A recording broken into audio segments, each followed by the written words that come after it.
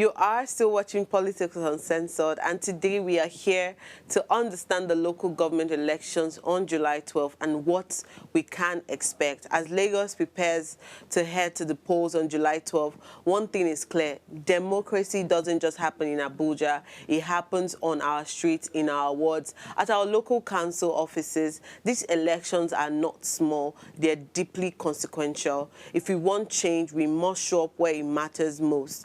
Ask questions, demand performance, refuse to be sidelined, because the fight for good governance starts from the ground up. And joining us this morning is Femi Falowo, the Social Democratic Party's chairmanship candidate, popularly known as SDP, to help us unpack the dynamics, challenges, and opportunities surrounding this pivotal grassroots election. And I'm so happy to have him here because I know that tomorrow is quite a determining moment for him, and he has so graciously joined us on the show today to help us, have this conversation. Welcome to Politics Uncensored, Femi. Yeah, it's a pleasure to have you on the show. Wonderful. So before we go into the topic for today, we usually highlight political news making headlines on some Nigerian newspaper. And I have one here talking about the local government election, of course. And say the local government poll, ballot snatching would trigger by-election, says LISEC. The Lagos State Independent Electoral Commission has declared that any incident of ballot snatching during Saturday's local government election will result in a by-election in the affected area. The commission made this known during a press briefing on Thursday, where its chairman, Justice Bola Okikiolu Igile, assured residents of LISEC's readiness to deliver a free, fair, and credible poll across the 57 local councils in the state. He said there will be by-elections if a ballot box is snatched anywhere. She said this while answering questions from journalists. And the LISEC boss also said, while we don't pray for such to happen, there would be a need to conduct a by-election in any local council where such happened. Answering questions from reporters at the briefing, the commission said there was no threat to postpone the election in any way. And the LISEC boss also assured Lagos residents of the readiness of the commission to conduct a free, fair, and transparent election across the 57 local councils in the state. To ensure successful conduct and security, the Lagos State Command has also announced restrictions on movement on Saturday, July 12, 2025. On Thursday, the police, however, announced the adjustment on the time of movement restriction in the state for the election. In a statement issued by spokesman Benjamin Udeyin on Wednesday, the police announced the deployment of personnel at strategic locations for the Saturday poll. On Thursday, the command announced a review of the time of movement restrictions to alleviate the problem of residents with critical medical emergency and appointments and those with a long-time internal travel plans in and out of the country. The restriction of vehicular movement is hereby readjusted to commence at 6 a.m. and end at 3 p.m. on Saturday, July 12, and not from 3 a.m. as earlier announced. So, Udeyi is saying that members of the public are enjoined to cooperate and respect the new timing. But what really captured, beyond all of this story, what really captured my attention is them talking about the by-elections and the fact that LISEC itself is saying that if any ballot box is snatched in any local government area, then that affected area will have to run another election or a re-election in that sense. But for some reasons, I've read where one of our guests, if I'll first start with that, one of our guests mentioned how the LISEC has asked them to come and sign a peace accord, that there shouldn't be any violence of any sort during the elections on Saturday. But he mentioned how some of these people, or the LISEC officials in that sense, have access to the people who actually steal ballot boxes. So he's saying that they should come and sign a peace accord is being negligent of the people who actually came or who is going to be there to destroy the poll. So what do you think about this story, Femi, and the fact that LISEC has mentioned that in any place where ballot box is being stolen, in that sense, they would run a by-election? Yeah. By the way, I'm not running for chairmanship. I'm running for councillor. Oh, pardon me. I'm so sorry. Well, from the look of things, I think LISEC their role is to monitor and give political party guidelines as regards how the election will go. So basically, I think Plaza have to write to the Commissioner of Police for protection because it's within their rights to act for such protection. So as regard them saying panel, they are snapping panel box, I can't really, I don't know much about that because I think there should be enough security that should be on ground for that election. This is Lagos State, the center of excellence. I think security should be given priority. We should use that as a yardstick to sensitize, people of their civil rights to vote. So going forward to tomorrow, I think that we intensify security. So even if we are going to have cases like that, it should be minimum because definitely nothing is perfect. There will just be some little bottlenecks around there, but at least we should be able to have like at least 75-80% security within Lagos. I think that you work together with the Commissioner of Police in all the local 20 LG to see how they can, salvage any security threats. I think they should be working towards that rather than saying they will snatch ballot box and that. But we can't take away the possibility. But at least they should minimize, such occurrence. That's what I have to say about that. Thank you very much, Femi. And as I would say I completely agree with you at this point because security is a very important thing, and security, everyone has the right to be protected in this sense. So I hope LISEC would, liaise with the police command and then deploy appropriate securities for elections tomorrow so that for some reasons we can actually have free, fair, and credible election in this sense. That's basically all we have for the top stories today. We'll go on a break and then we'll return with our hot topic for today, still with our guests. Please stay tuned.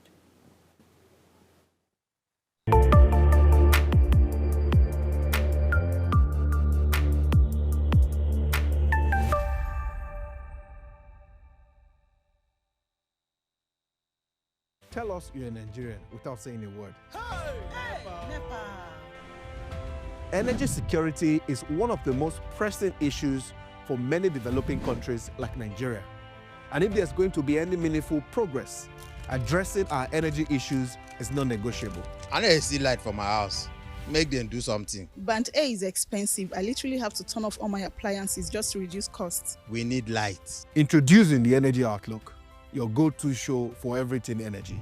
Every week, we'll bring you the latest insights, innovation, and in-depth analysis of Nigeria's energy sector. From policy discussions to regulatory insights, we'll analyze the key decisions influencing growth and sustainability in the energy sector. We'll bring you the human stories behind the headlines, giving you a personal perspective on the broader energy challenges.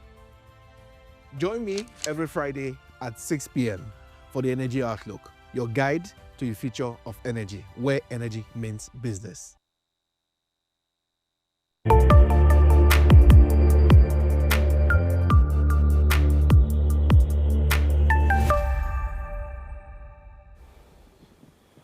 Welcome back to the show. Thank you for staying tuned. If you just tuned in, you are still watching Politics Uncensored, and we are here to discuss the local elections happening tomorrow. We'll be unpacking what this election means, what candidates or challenges opposition candidates face, what Lagosians should expect from their chairmen and councillors, and how we, the people, can start paying attention to where it matters. So whether you live in Surulere or Shomolu or Agege or Amodo, or wherever it is that you might be believing that this election is going to be happening tomorrow, this conversation is all about you. It's about your street, it's about your school, your environment. Politics isn't just uncensored, it's local. And of course, we have Femi here, who is a councillorship candidate of the SDSP of his own locality.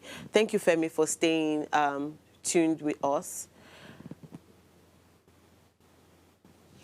Okay, so going straight into the conversation for today, why do you think, or if I'm going to start off, a lot of Nigerians think that local government is not that deep, it's very mad, nobody wants to be there. But if I was going to ask you, why do you think the local government elections is important in a mega city, especially for somewhere like Lagos?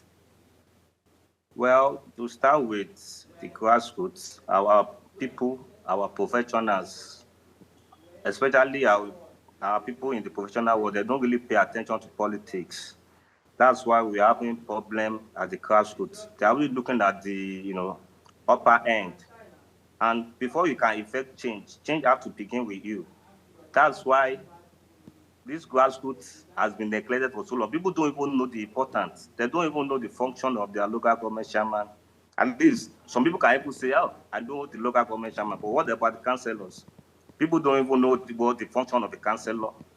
They don't know. So they just go and look. They think they have to, anything they need, they have to call the president, criticize the president, criticize the people up there. Meanwhile, you have someone representing in your locality, someone you should hold accountable for such.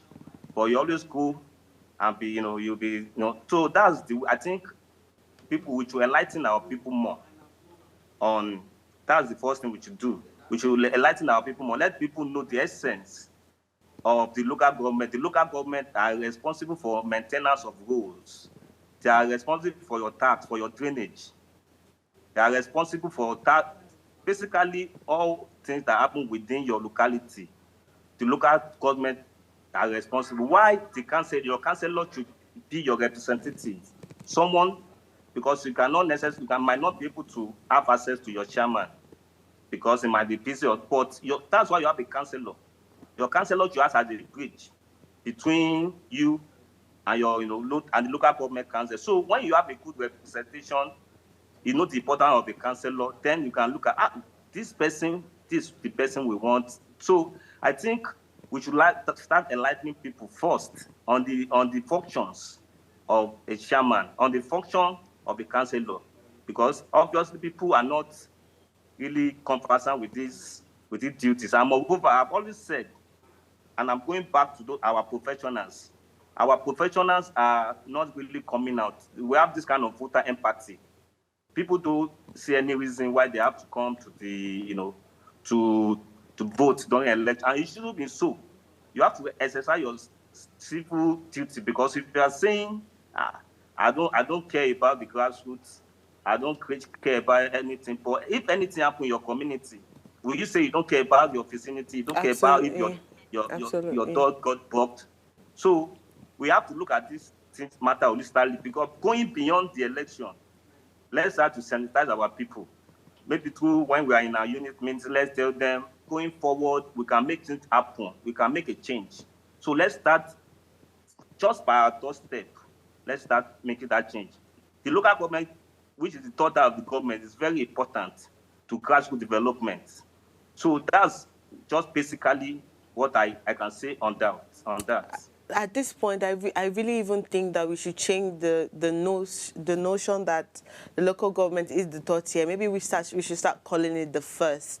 Looking that a lot of times people will say charity begins at home. People are born at home. So maybe if we start to switch it, people will start to see, the importance of the local government elections, and even talking about enlightenment. On Wednesday, we had a guest, come and talk to us about the roles, the responsibilities, and accountability of the local government situation in that sense. And that's one of the things that I think that people, as you have mentioned, enlightenment necessary. It's one of the things that we put out there for people to be enlightened about the roles and responsibilities of their local council, representatives. But still about that, many citizens still see these elections as mere formality. They'll just say that they have already selected the people that are running. And I think that beats your kind of passion for coming out to run for an election. Imagine that they already assume that the election is a formality from, the local government councils, where the major parties have already selected the people that they want, and then they're going to ensure that these people get in. So how do you think that we can change that perception about, citizens just seeing the elections as a formality? Like I said, change belief begin with you and I. When we are saying that a sector organizing an election is bipartisan, like LASEC, I don't agree with that. You asked me why. Because I went through the process as a candidate for validation. I saw the process. The process it might be a little bit difficult, but it was thorough. at least for that, their documentation, I can say that they tried in that aspect. Going Okay. back, that's the first phase. Now going back to the second phase, which is the election. People have to be deliberate about what they are doing. Freedom don't come just easy. When you think somebody is parasitant or you're doing something that is wrong, what have you done about it? Are you going to sit down in your house and not monitor your votes? And how true are these informations that a particular body organizing an election is parasitic? How true are all this information? And if this information are true, so what have you done with it in the last 4 years to salvage these things? So we just leave all these things to fly. And then we are always looking for someone to blame. We blame the body. We blame when 2 years ago, 2 years to come now, we blame INEC. We'll be blaming. We're always blaming people. But what have we done on our own part? We say the journey is difficult. So if the journey is difficult, if the path to positivity is difficult, are you saying you are not going to trend through that path? So enough of the playing game. Me, I don't believe in playing. That's why I'm in the race. Let's see. This is like a litmus test for people like themselves, Absolutely. for them to justify themselves, to let people know that they are doing a good job. And it's not for me to analyze them for now, but me, I believe there will be free and fair election tomorrow. So I want people to be rest assured that if they come out, they do the right thing, they vote for their right candidates, and they stay with their votes. Each polling unit, each and everyone know the number of the polling units, the number, the scores. So let's start doing that. Some people will say we have been doing it. Okay, fine. Are you not going to stop doing it? So when you are doing something, it's not coming through, you just stop. What you are doing, it might not be necessary for now. Let them know that it's not business as usual. Absolutely. But when you sit back, like there's a saying on the street, in Yoruba language, they will say, "Onti-ko." In English, that means they have already written it. Like, but that's an illusion. Number one, if you are a voter, they have already told you that they have written. Number one, you are not coming out. They have already conquered you first because you are not even coming out to exercise your rights. That's an illusion. So the high time we come outside, the high time we start to see that we are the people that can change. Nobody is coming to change anything for us. That's just the truth. Nobody is coming from anywhere to change anything for us. We are just going to stand. And how can we do this? Not that, like I said before, you will look aiming high. You are aiming high. What about you? Have not even started from you are aiming high. The one in your locality, in your community. How have you been able to do it? What have you been able to achieve within your own your micro mini community? What have you been able to achieve? Then, if you have achieved that, a step. That's it's a branch. When there's a root, there will be branch. Absolutely. For the root, nobody wants to start with the root. That's why you see all these our young people, they're always going to other political parties. They think they are looking for opportunity. But why can't you create a change from somewhere? That's why we're saying now is the time for people to decide what they want. It's not a matter of whether you are trying to change anybody. People will always decide when they are ready, they will make the change. Thank you very much, Femi. I like how optimistic, open-minded, and, sure that you are. And that's part of the demand that I think that we should start having, or the kind of mindset we should start having as Lagosians or Nigerians in this sense, where we know that, yes, they say it's hard, but would you rather make it harder or then find a solution? They said the road to heaven is narrow. So, of course, almost everybody is still trying to struggle to get through, to get to that space. So it brings me to ask, what really inspired your candidacy, especially under the SDP banner? Yeah, my inspiration, I have passion, in my community. I have passion. Moreover, people have feel no positive change can happen in my community. People think it's business as usual. And me, I feel I only have the human resources. What are the human resources? The people. That was why I was going back to the people themselves. When the people are ready for the change, they will make the change. Sometimes it's not always about talking. When somebody is coming to you, if the person is serious or if the person is the right person. So that's why I said when the people are ready to make a change. And moreover, some people have said it's not going to happen. Like, I'm wasting my time. Well, the good news is that I've not wasted my time. I have been able to, make people know what I have for them. So it's not a matter of wasting my time. It's a matter of giving people choice. And that's how I like to be. You have to have choices so that at the end of the day, you can make your choice. Not that you say, they have given us devil and this one, choose. So that's the motivation that let's see it happen. Let's see what's happening. Let's see how we can do this. And let's see what the people have to do about this present situation that we are in.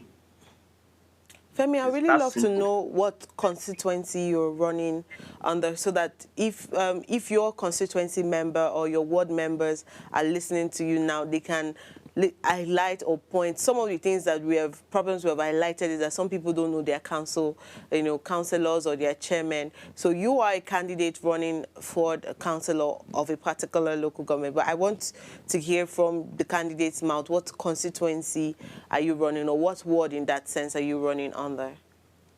I'm running, I'm ward of it. Wonderful. So, okay, so if for our audience watching us, we have Femi Falowo here, who is running for Councillor Amuodofintu in Lagos State. So now I want to ask him, I'm going to be asking as your mouthpiece in this sense, as the voice of the people. What do you think that you are offering that's different from the APC or the PDP structures that have been dominating the state? Well, I would now not like to really go much into details because we'll not be doing much of we can't be doing campaigning much. Yeah, we can't be doing campaigning because like I said, we always follow the law and the procedures. Absolutely. So till I said, okay, after Thursday, I think Wednesday, Thursday with you. But definitely, I'm not going to campaign. I'm going to answer your question in a very simple way so that it not look as if I'm trying to make myself better than other candidates. Yeah. But what I definitely do know is that the people in Amuodofin, they need good training system. They need this, the infrastructural development is the key now to that place. They need the movement of Amuodofin, need good medical health care. In terms of, when I say medical care, I'm specific about it in terms of drugs, because over time our observation is that now drugs are on the eye. So primary health care is the key. They need basic kits. We can our older people, we can get them basic kits at home where they can use for their body temperature, and so those things which will be looking at our elderly people. I'm very particular about that because I have experience with people that are old, so not necessarily my family, but people that are around my community. So I really know their pain. So which will also be looking at sports. I for one, I play football. I'm a member of a football team, a better football club in my community. So I have seen so many talents. These talents are unique. They are special. They are magnificent. But nobody is seeing those talents. All those talents can only be noticed when somebody is from the grassroots. Absolutely. So personally, I, as a cinematographer before now, as a media person, will know how to make all those things come to fore, how to make sure people with skills, people with intellectual capacity in terms of knowledge and any other discrete their potentials, we want to make it to come to fore. So I think that's basically what the local government should be looking at.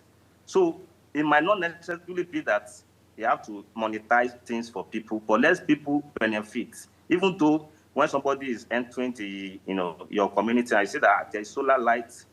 Even though there's no light, you say that there's solar light. A sense of belonging, a sense of security. So basically, what the people are asking for is not rocket science. It's just basic need of life. And I think the local government will evolve just around that parameter. So basically, that's just the thing I think the people want. And if the people want that, they should be able to, choose the right person for the job. So yes, that's basically what I think. Thank you very much. I love how you diplomatically answered that question and still giving the people the sense of choice to choose regardless of what, but the answers are as plain, as simple as possible. With all of this said, you mentioned earlier about the concerns about voter apathy and the fact that people, it starts with you and I, and people have to come out to vote. Regardless of all of that, people will still feel that, okay, there's no need for them. There's also low awareness when it comes to these local government elections. I have been screaming local government elections since the moment that people started to declare that they were running for councillors or chairmen. It almost seems like every time I'm talking about it, the larger number of people are not aware of some of these things that's happening. So how aware do you think that people are that this election is happening tomorrow, especially in Amu or Dofi, and how ready do you think they are to ensure that they're coming out to vote for these elections? Well, for people that are political inclined, they are very much aware. even in Nigeria, not just Lagos in Nigeria, people that are into politics, any person that you can take that is politics there. But as regard our people that are not into politics, private people, most of them, they are not even putting their mind there. That was why I was talking about them, that we need them to achieve greatness in our community. Yeah. Some are aware, some don't even want to, they don't even care. But but what I really discover over time is that the National Orientation Agency, I'm not really impressed with the job they are doing, and probably the body itself, the other bodies that are responsible for PR to enlighten people. We have the minister. You have so many bodies that should be involved in them to sanitize people. Let them know the importance of these elections. But people are not really aware, I must say. It was just in recent times that towards this election that people started doing the big rally. That was when people started seeing stuff and stuff. So I think there should be an orientation going forward. Going forward, there must be an orientation that this vote is important. So date. Just like the day we know that this is June 12, June whatever, and June, we should also know that so dates are important dates. Let people be aware. And TV stations themselves, they are not really promoting it. It's not as if they are showing, election adverts. I'm always online. I see how things works. Even our youth, we don't see them posting election or whatever. So I think that is something. It's a very serious issue. So we have a lot of work to do in Nigeria, a lot of work. So that was why I was telling you that I'm tired of blaming people. Blaming is not going to change the narrative. People are going to change the narrative. That's why we say we need to sanitize people about voting, about your right. It's your right to vote. It's your right to come out. Nobody can intimidate you. Nobody can disenfranchise you from performing your civil duty. All you have to do is to do the right thing and stay with your vote. Make sure your vote counts. So when you do that, over time, you now see, like the last election we had, people were complaining about so many things, irregularities. After the election, people sat back and they were watching. After they will complain again, they will sit back. They are not doing anything about it. Meanwhile, there are the people they are complaining about, they are not sleeping.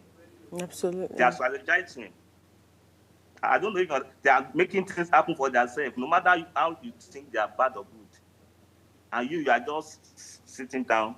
So, okay, you need to now weigh it. How can you now mitigate between those two lines? Mm-hmm. When some people are having the other portion working endlessly, you now say, it does not concern me.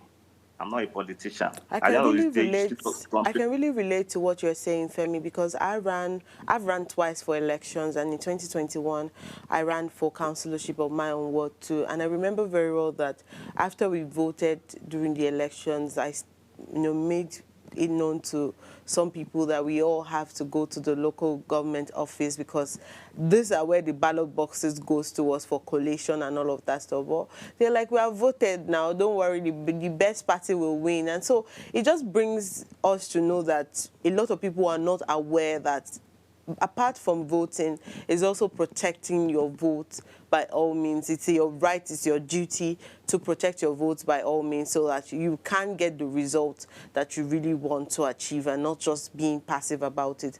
But we need to go on a break right now and then we'll return, talking more about some of the challenges that you face or that we face as Nigerians when it comes to local government elections and more conversations around that. Please stay tuned. We'll be right back.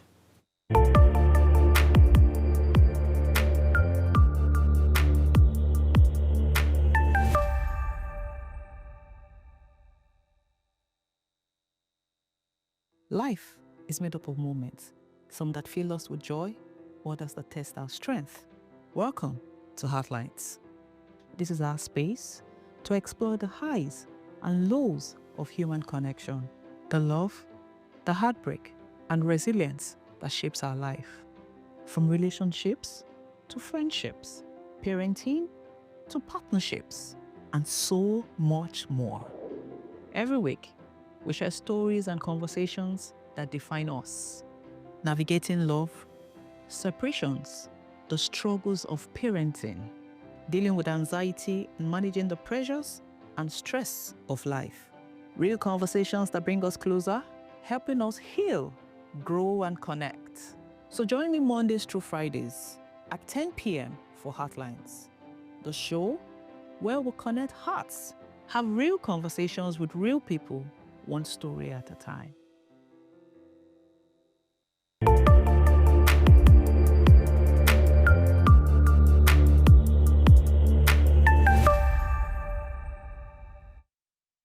Welcome back to the show. You are still watching Politics Uncensored, and we're discussing understanding the local government, election for July 12, which is tomorrow.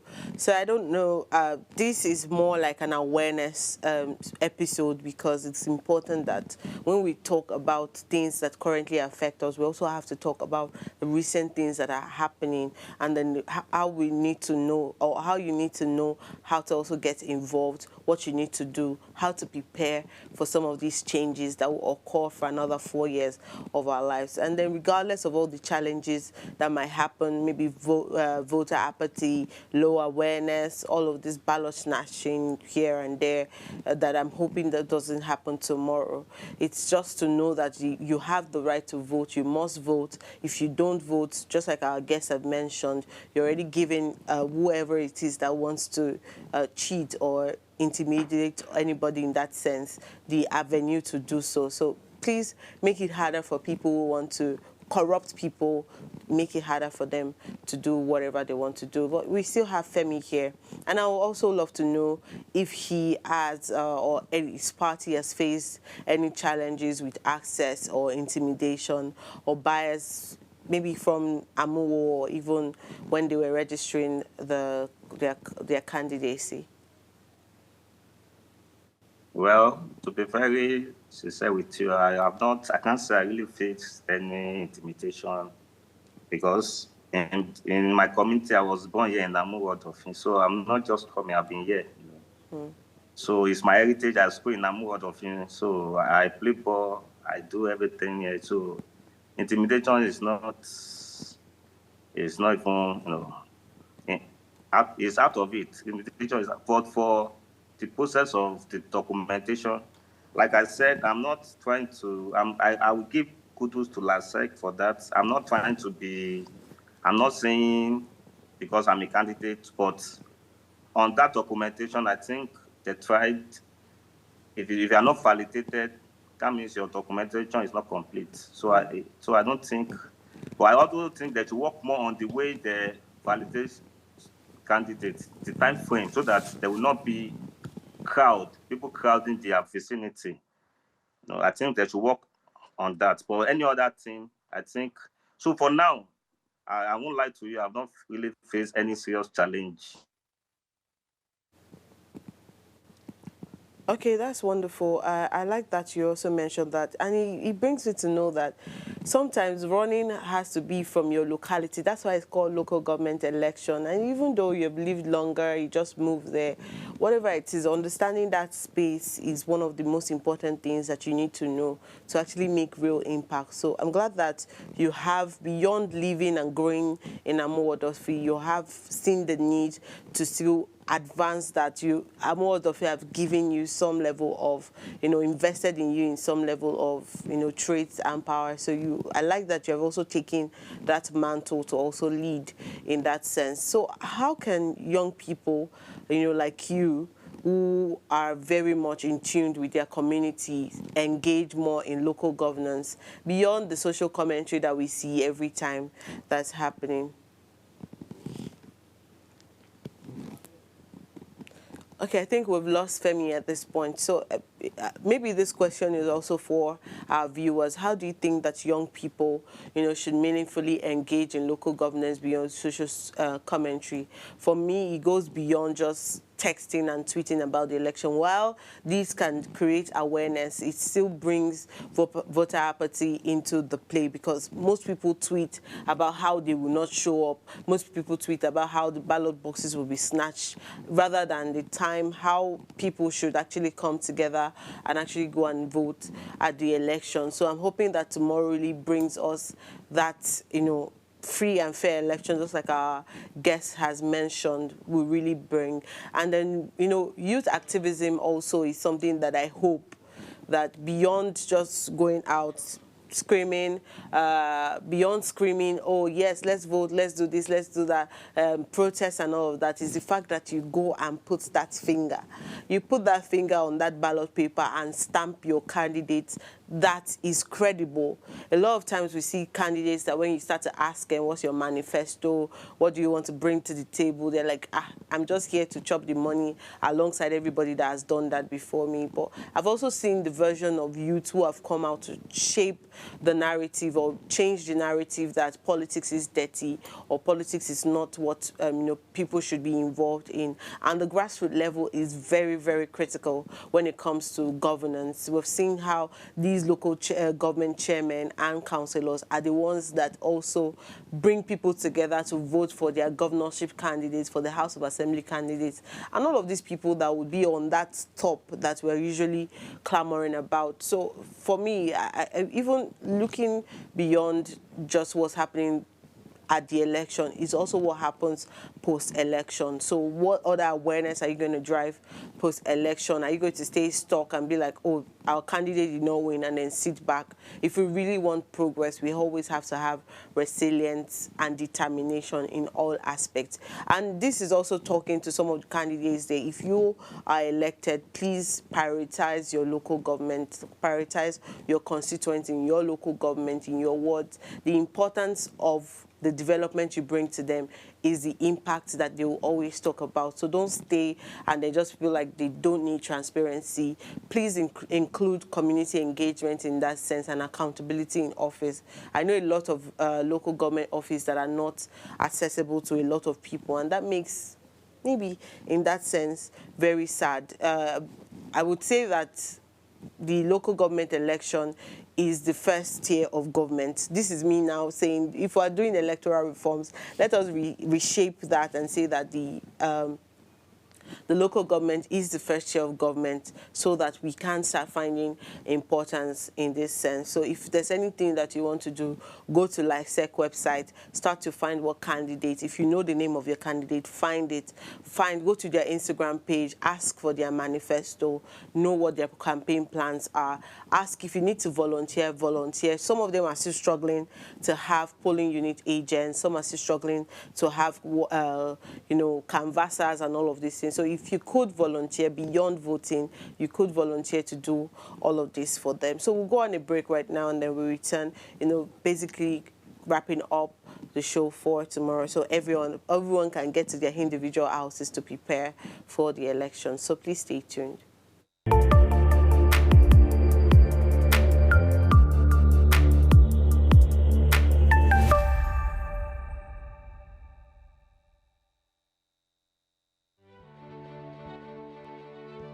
Nigeria, by extension Africa, battles a growing youthful population and with little or no meaningful engagement leaves a ticking time bomb on our hands. We are a blessed continent with great wealth, both in people and material. Our focus on ways remains driving conversations that affects us all. Topics in the news, social concerns, politics, leadership, governance, empowerment, resource management, conflict management, finance, SME sustainability, technological innovation, food security, health, education, brain drain, our well-being, citizenship, and much more. Our goal is to continuously drive these conversations, keep them burning at the table to effect a positive change, both for our nation and continent. Ways, what are you saying, has a secret ingredient that completes the conversation every single episode, and that ingredient is you. Our past conversations shaped our yesterday. To shape our tomorrow, we must keep talking. So, I want to hear you. Be a part of our live conversations Mondays through Fridays. And let's all have our say. Tell us you're a Nigerian without saying a word. Energy security is one of the most pressing issues for many developing countries like Nigeria. And if there's going to be any meaningful progress, addressing our energy issues is non-negotiable. I need to see light for my house. Make them do something. Band A is expensive. I literally have to turn off all my appliances just to reduce costs. We need light. Introducing the Energy Outlook, your go-to show for everything energy. Every week, we'll bring you the latest insights, innovation, and in-depth analysis of Nigeria's energy sector. From policy discussions to regulatory insights, we'll analyze the key decisions influencing growth and sustainability in the energy sector. We'll bring you the human stories behind the headlines, giving you a personal perspective on the broader energy challenges. Join me every Friday at 6 p.m. for the Energy Outlook, your guide to the future of energy, where energy means business.